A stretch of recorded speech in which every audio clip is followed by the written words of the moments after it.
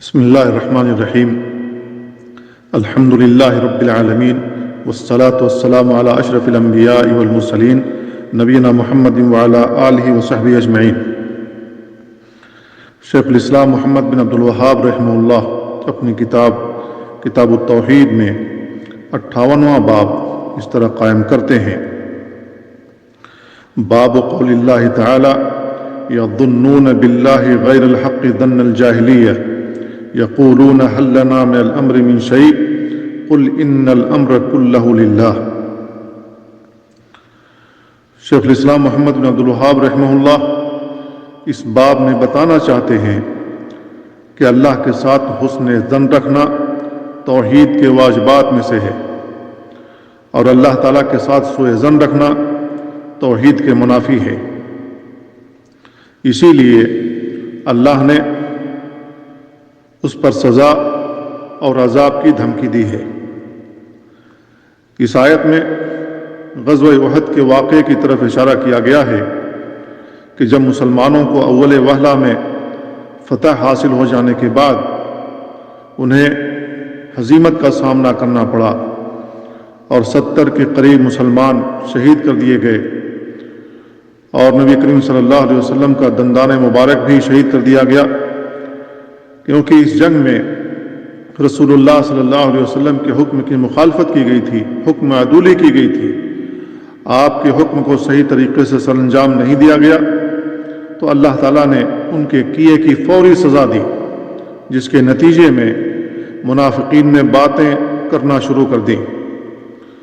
منافق ہمیشہ موقع کی تلاش میں رہتا ہے تاکہ وہ مسلمانوں کو اندر سے کمزور کر دے، اور لوجک کے ساتھ باتیں اس انداز سے کرتا ہے کہ وہ مسلمانوں کا کتنا بڑا خیر خواہ ہے، اور مسلمانوں کو تکلیف اور نقصان پہنچنے پر وہ دل ہی دل میں خوش ہوتا ہے اور مسلمانوں کا مذاق اڑاتا ہے، اور جس قسم کا بھی واقعہ رونما ہوا ہو وہ اپنے حساب سے حل کرنے کی کوشش کرتا ہے کہ اگر ایسا نہ کرتے تو ایسا ہو جاتا، اور اگر یوں کرتے تو ایسا ہو جاتا۔ وہ اس انداز سے باتیں کرے گا کہ وہ کتنا صاحب علم ہے، وہ بھرپور کوشش کرے گا کہ مسلمانوں سے منوا لے کہ اس کی بات میں دم ہے۔ مسلمانوں نے غلطی کی ہے، یہاں پر کوئی بھی کام کرنے سے پہلے ان سے ضرور مشورہ لینا چاہیے۔ اس طریقے سے وہ مسلمانوں کو اللہ سے بدظن کر دیتا ہے اور انہیں لوجک کے ساتھ باتیں کر کے لوجک کے پیچھے لگا دیتا ہے، جبکہ مسلمانوں کا یہ عقیدہ ہونا چاہیے کہ خوشیاں اور آزمائشیں اللہ کے حکم سے آتی ہیں۔ اللہ تعالیٰ دونوں طریقے سے اپنے بندوں کو آزماتا ہے، خوشیاں دے کر، مال و دولت دے کر، صاحب اولاد اور صاحب حیثیت بنا کر، اور کبھی غم اور پریشانی میں مبتلا کر کے مال اور دولت کم دے کر کے فقیر و محتاج بنا کر، صاحب اولاد نہ بنا کر، یا صاحب اولاد ہیں تو ان سے اولاد واپس لے کر اپنے بندوں کو آزماتا ہے۔ تو مسلمانوں کا ہر معاملہ خیر سے خالی نہیں ہوتا، جیسا کہ رسول اللہ صلی اللہ علیہ وسلم نے ارشاد فرمایا: ان امر المؤمن کلہ خیر، ان اصابته السراء فشکر فکان خیرا لہ وان اصابته الضراء فصبر فکان خیرا لہ۔ مومنوں کا ہر معاملہ خیر و بھلائی پر مبنی ہوتا ہے، اگر اسے خوشی پہنچے اور وہ اس پر شکر بجا لائے تو یہ اس کے لیے خیر ہے، اور اگر اسے کوئی تکلیف پہنچے اور وہ اس پر صبر کر جائے تو یہ بھی اس کے لیے خیر ہے۔ اگر بندہ شکر بجا لاتا ہے تو اللہ اسے مزید عطا کرتا ہے، لئن شکرتم لازیدنکم، اور اگر صبر کر جائے مصیبتوں پر، پریشانیوں پر، اور اللہ سے احتساب کا خواہاں ہو تو صبر کرنے والوں کو اللہ تعالیٰ بلا حساب اجر سے نوازتا ہے۔ تو مصیبت آنے پر اللہ کے ساتھ جہالت پر مبنی گمان نہیں کرنا چاہیے، اور نہ ہی سوء ظن رکھنا چاہیے، کیونکہ اللہ کے ساتھ سوء ظن بندے کو کفر تک لے جاتا ہے۔ شیخ الاسلام محمد بن عبد الوہاب رحمہ اللہ نے باب قائم کرنے کے بعد سورہ آل عمران کی بعد ازاں سورہ فتح کی آیت ذکر کی ہے۔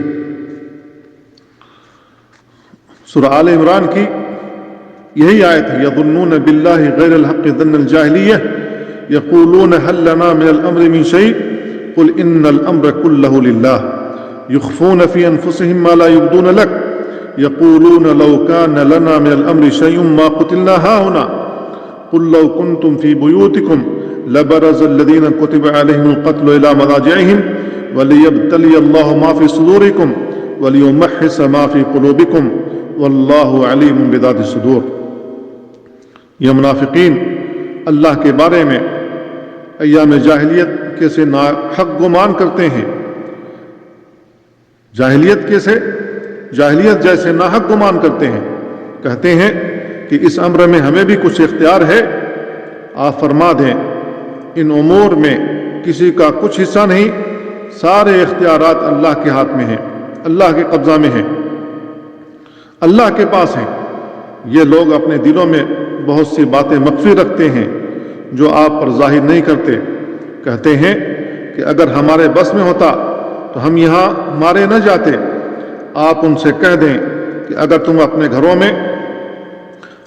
گھروں میں بھی ہوتے تو جن کی موت لکھی تھی وہ ضرور اپنی قتل گاہوں کی طرف نکل آتے، اور یہ سارا ماجرا اس لیے پیش آیا کہ اللہ تمہارے سینوں کی باتوں کو آزمائے اور تمہارے دلوں میں جو کچھ ہے اسے خالص کر دے اور نکھار دے۔ یقیناً اللہ دلوں کا حال خوب جانتا ہے۔ اور سورہ فتح کی یہ آیت الظانین باللہ ظن السوء علیہم دائرۃ السوء، جو لوگ اللہ کے بارے میں برے گمان رکھتے ہیں برائی کا وبال انہی پر پڑے گا۔ تو اللہ رب العالمین کی ربوبیت اور اسماء و صفات میں اللہ تعالیٰ کی یہ عظمت ہے کہ وہ کوئی کام حکمت بالغہ کے بغیر نہیں کرتا۔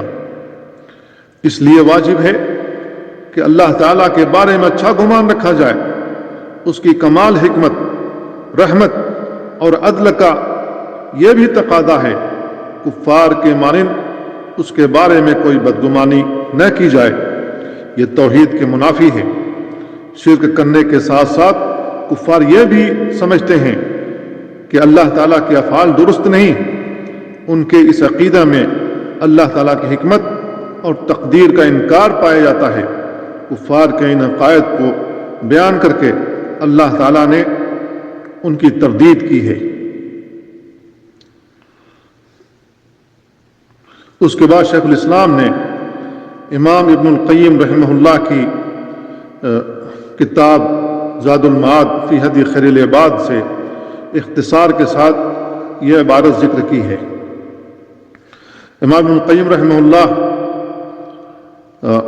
اول ذکر یعنی پہلی جو آیت سورہ آل عمران کی بیان کی گئی ہے اس کے بارے میں فرماتے ہیں اس آیت میں لوگوں کے جس جاہلانہ ناحق گمان کا ذکر ہے وہ یہ ہے کہ وہ لوگ گمان کرنے لگے تھے کہ اللہ سبحانہ و تعالیٰ اپنے رسول کی مدد نہیں کرے گا۔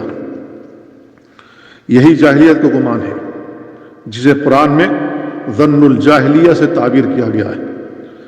زمانہ جاہلیت کے لوگ یہی سمجھتے تھے کہ وہ اور ان کے باپ دادا دین حق پر ہیں۔ یہ جو اپنے آپ کو اللہ کا رسول باور کرا رہے ہیں جھوٹے ہیں، حق پر نہیں ہیں، اسی لیے وہ ان پر ایمان نہیں لاتے تھے۔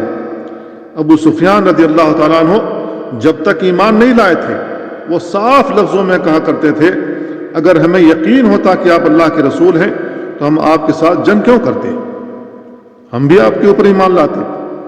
اسی لیے وہ دین اسلام کو جڑ سے اکھاڑنے کے لیے ہمیشہ کوشاں رہے اور یقین رکھتے تھے کہ یہ دین جلد ہی فنا ہو جائے گا۔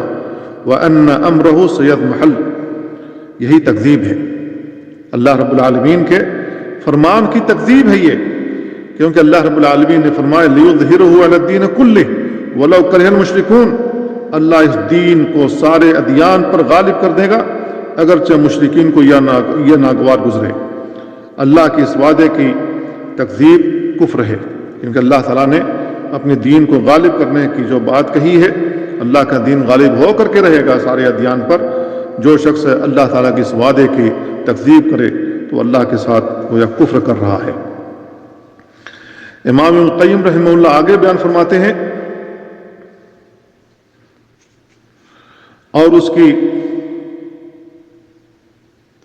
تفسیر، اور اس کی ایک تفسیر یہ بھی ہے کہ وہ گمان کرنے لگے تھے کہ مسلمانوں پر جو مصیبت آئی ہے وہ اللہ تعالیٰ کی تقدیر اور حکمت سے نہیں تھی، گویا وہ لوگ اللہ تعالیٰ کی حکمت، تقدیر اور رسول اللہ صلی اللہ علیہ وسلم کی کامیابی کا انکار کرنے اور سمجھنے لگے تھے کہ یہ دین باقی ادیان پر غالب نہیں آئے گا۔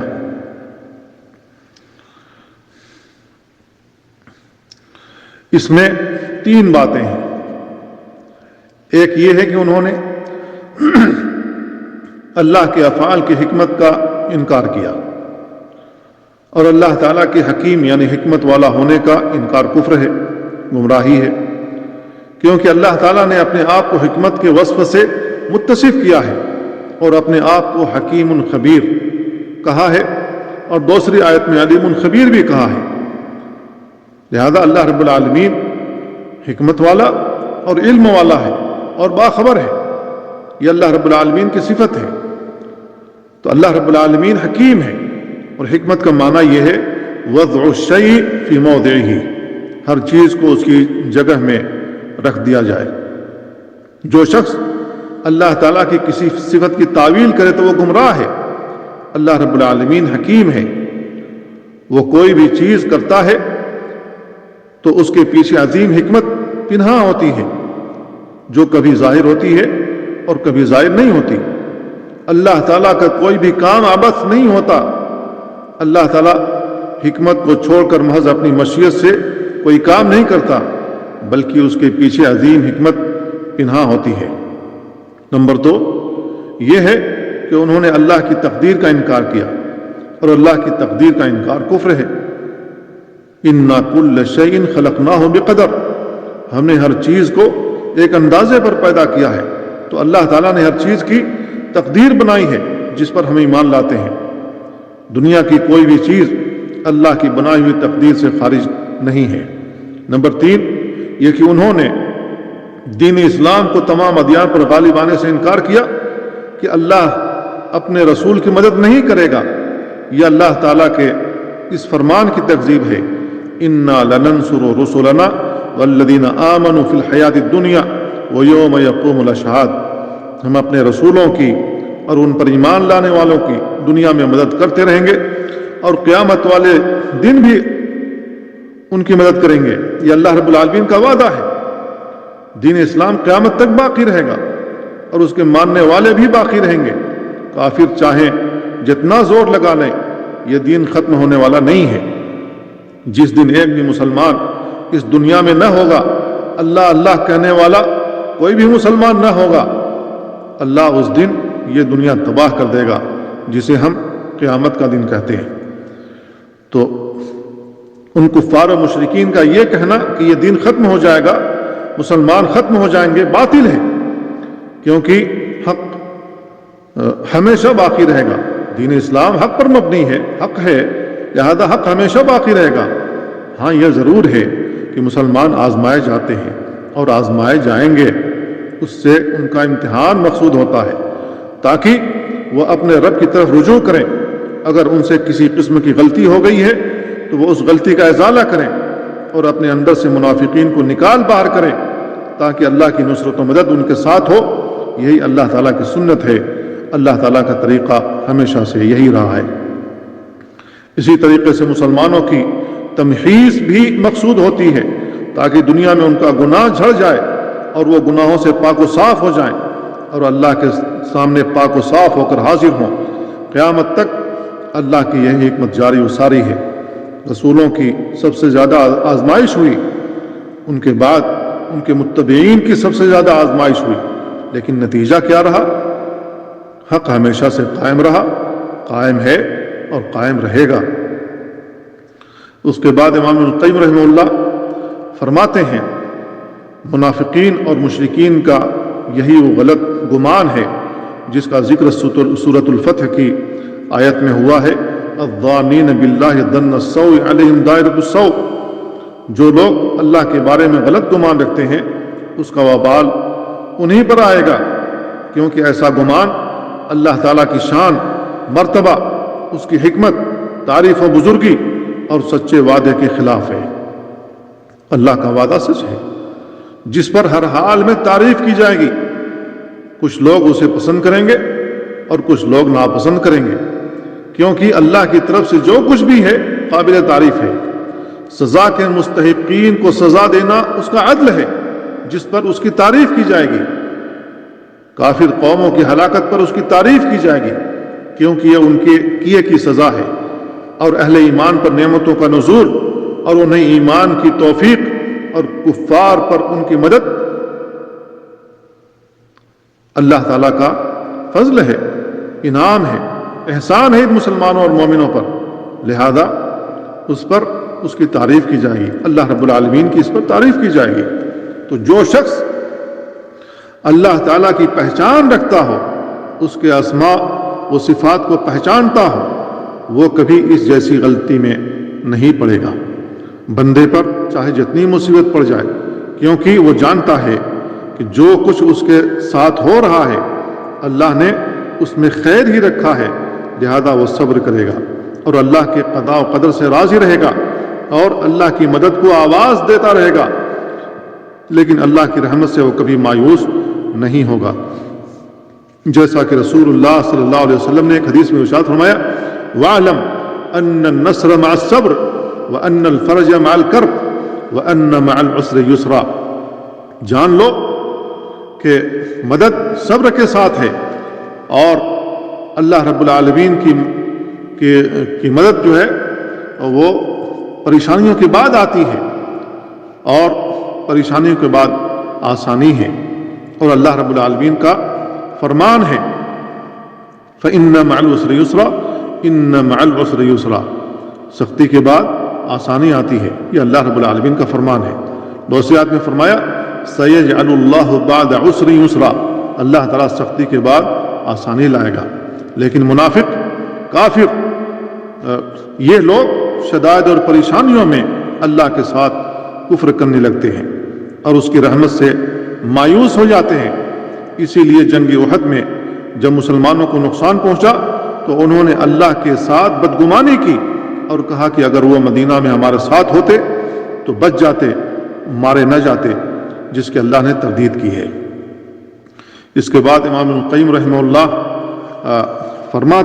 آگے فرماتے ہیں، بس جو شخص سمجھے کہ اللہ تعالیٰ باطل کو حق پر ہمیشہ غالب رکھے گا اور اس کے نتیجے میں حق مٹ جائے گا، یا جو شخص یہ سمجھے کہ فلاں فیصلہ اللہ تعالیٰ کی قضاء و قدر سے نہیں ہوا، یا جو انسان یہ سمجھے کہ اللہ تعالیٰ کی تقدیر حکمت تامہ پر مبنی اور قابل تعریف نہیں بلکہ یہ محض مشیت ہے، تو ایسا عقیدہ رکھنے اور ایسی باتیں کرنے والے کافر ہیں، ان کے لیے جہنم کا عذاب ہے۔ بہت سے لوگ اپنے اور دوسروں سے متعلقہ کاموں میں اللہ تعالیٰ کے بارے میں سوء ظن رکھتے ہیں، اس بدگمانی سے وہی لوگ محفوظ رہتے ہیں جو اللہ کی ذات، اس کے اسماء و صفات اور اس کی حکمت و تعریف کے اسباب کو پہچانتے ہیں۔ پس جو عقل مند شخص اپنی بھلائی چاہتا ہے اسے چاہیے کہ ان امور کا خیال رکھے اور اللہ تعالیٰ کے حضور اپنی بدگمانی اور بدظنی کی معذرت پیش کر کے توبہ اور استغفار کرے۔ تو شیخ الاسلام امام ابن القیم رحمہ اللہ نے یہ جو بات بیان فرمائی ہے، ان کے اس فرمان کا مطلب یہ ہے کہ جو شخص حوادث کے پیچھے اللہ تعالیٰ کی حکمت پوشیدہ ہونے کا انکار کرے اور یہ گمان رکھے کہ یہ سب کچھ محض اللہ کی مشیت سے ہی ہو رہا ہے، اس میں اللہ کی کوئی حکمت نہیں، تو یہی کافروں کا ظن رہا ہے، جو کہ درست نہیں ہے، بلکہ اللہ کا ہر کام حکمت سے پر ہوتا ہے۔ اللہ مسلمانوں کو آزماتا ہے تو اس سے مقصود بندوں کی آزمائش، تمحیص اور گناہوں سے پاک کرنا ہوتا ہے تاکہ وہ جنت میں پاک صاف ہو کر داخل ہو۔ کافروں اور اللہ کے دشمنوں کو قسم قسم کی نعمتوں سے وہ نوازتا ہے تو وہ انہیں مہلت دے رہا ہوتا ہے، ڈھیل دے رہا ہوتا ہے، تاکہ جہنم میں انہیں پورا پورا عذاب ملے۔ بعض لوگ کافروں کی نعمتوں کو دیکھ کر سوء ظن میں پڑ جاتے ہیں کہ اللہ ان سے راضی نہیں ہے، اس لیے انہیں مال و دولت اور نعمتوں سے نوازتا ہے، یا وہ کفار ہی حق پر ہیں۔ یعنی بعض لوگ ایسے ہیں جو کافروں کی نعمتوں کو دیکھ کر سوء ظن میں پڑ جاتے ہیں، بدگمانی کرنے لگتے ہیں کہ اللہ ان سے راضی نہیں ہے، اسی لیے وہ انہیں نہیں دے رہا ہے، بلکہ کافروں کو مال و دولت سے نواز رہا ہے، نعمتوں سے نواز رہا ہے۔ شاید وہ کفار ہی حق پر ہوں، مسلمان حق پر نہیں ہے، یہ بدگمانی ہے۔ مسلمان حق پر نہیں، اس لیے اللہ ان سے راضی نہیں، یہ سوء ظن ہے۔ اسی سوچ میں پڑھ کر بہت سے لوگ دین اسلام سے مرتد ہو جاتے ہیں۔ لا حول ولا قوت الا باللہ۔ میرے بھائیو، یہ جان لو کہ اللہ تعالیٰ دنیا ہر اس شخص کو دیتا ہے جس سے وہ محبت کرتا ہے، اور اسے بھی دیتا ہے جس سے وہ محبت نہیں کرتا، کیونکہ اللہ تعالیٰ سارے جہان کا رب ہے، سارے جہان کا رب العالمین ہے وہ۔ تو اللہ تعالیٰ سب کو رزق سے نوازتا ہے، لیکن دین کی نعمت، اسلام کی نعمت، دین کی تعلیم کی نعمت صرف اسے دیتا ہے جس سے اللہ کو پیار ہوتا ہے، جس سے اللہ محبت کرتا ہے، جس کے ساتھ اللہ خیرخواہی چاہتا ہے۔ نعمتوں اور بلاؤں کا نزول محبت اور بغض کی دلیل نہیں ہے، وہ محض امتحان اور ابتلاء کے لیے ہوتا ہے۔ ایسا بھی کبھی ہو سکتا ہے کہ اللہ جس سے محبت کرتا ہے اسے سزا دے دے، اور جس سے محبت نہیں کرتا ہے اسے نعمتوں سے نواز دے اس دنیا کے اندر۔ وَلَا يَحْسَبَنَّ الَّذِينَ كَفَرُوا أَنَّمَا نُمْلِي لَهُمْ خَيْرٌ لِأَنفُسِهِمْ إِنَّمَا نُمْلِي لَهُمْ لِيَزْدَادُوا إِثْمًا وَلَهُمْ عَذَابٌ مُهِينٌ۔ وہ لوگ گمان نہ کریں جنہوں نے کفر کیا ہے کہ ہم انہیں ڈھیل دے رہے ہیں تو یہ ان کے لیے بہتر ہے، نہیں، انہیں یہ گمان نہیں کرنا چاہیے۔ انما نملی لہم، ہم انہیں ڈھیل دے رہے ہیں، لیزدادوا اثما، تاکہ وہ مزید گناہیں کریں، مزید وہ اپنے اختیارات استعمال کریں اور گناہیں کریں۔ جس قدر وہ گناہ کرتے جائیں گے، آخرت میں وَلَهُمْ عَذَابٌ مُهِينٌ، ان کے لیے اہانت آمیز عذاب ہے، آخرت میں ان کے لیے بہت ہی بھیانک عذاب ہوگا۔ امام القیم رحمہ اللہ آگے فرماتے ہیں، اگر آپ غور کریں تو پتہ چلے گا کہ اکثر لوگ تقدیر کے شاکی، تقدیر کے اوپر شک کرنے والے اور راہ اعتدال سے ہٹے ہوئے ہوتے ہیں۔ وہ تقدیر کا شکوہ کرتے نظر آتے ہیں کہ فلاں کام یوں ہونا چاہیے تھا اور فلاں کام یوں ہونا چاہیے، کسی شخص میں یہ نقص تھوڑا ہے اور کسی میں زیادہ۔ آپ بھی اپنا جائزہ لیں کہ آپ کی کیا صورتحال ہے، کہ آپ ایسی بدگمانی سے بچے ہوئے ہیں۔ فَإِن تَنْجُ مِنْهَا تَنْجُ مِنْ ذِي عَظِيمَةٍ وَإِلَّا فَإِنِّي لَا إِخَالُكَ نَاجِيًا، اگر آپ اس سے بچے ہوئے ہیں تو آپ ایک بہت بڑی مصیبت سے نجات پا چکے ہیں، وگرنہ میں نہیں سمجھتا کہ آپ کے لیے کوئی راہ نجات ہو۔ اس کی اصل وجہ یہ ہے کہ لوگ عام طور پر اللہ تعالیٰ کے مقام و مرتبہ سے واقف ہی نہیں، اور بہت سے لوگ ایسی بدگمانی سے بظاہر محفوظ ہوتے ہیں مگر مخفی طور پر ان کے دلوں میں بھی بدگمانیاں اور بدعقیدگی پائی جاتی ہے۔ اس لیے ضروری ہے کہ مومن اپنے دل کو اللہ کے بارے میں ہر قسم کی بدگمانی سے صاف رکھے، اور اللہ تعالیٰ کے اسماء و صفات اور کائنات میں اس کے اثرات پر غور و فکر کرتا رہے، تاکہ اس کے دل میں اللہ تعالیٰ کے بارے میں یہ عقیدہ راسخ رہے کہ اللہ تعالیٰ کی ذات حق ہے اور اس کا ہر فعل اور فیصلہ برحق ہے، اگرچہ بڑی سے بڑی مصیبت ہی کیوں نہ آ پہنچے۔ لہذا ہر مسلمان اپنے آپ کو دیکھے کہ وہ دین کی راہ پر کتنا چل رہا ہے۔ اگر اللہ نے اسے عمل صالح کی توفیق دی ہے تو اسے غرور نہیں آنا چاہیے، تکبر میں نہیں پڑنا چاہیے، زیادہ متکبر نہیں ہو جانا چاہیے، اپنے آپ کو بڑا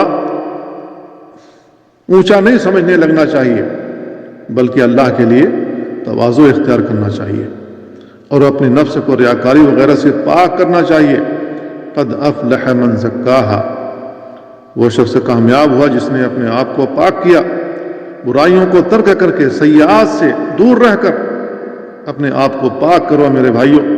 اللہ کی بارگاہ میں توبہ کر کے، اس کی طرف رجوع کر کے، ندامت کے آنسو بہا کر، رات کی تنہائیوں میں اللہ کے حضور کھڑے ہو کر، اس طریقے سے ہم اللہ کی رضا کو حاصل کر سکتے ہیں۔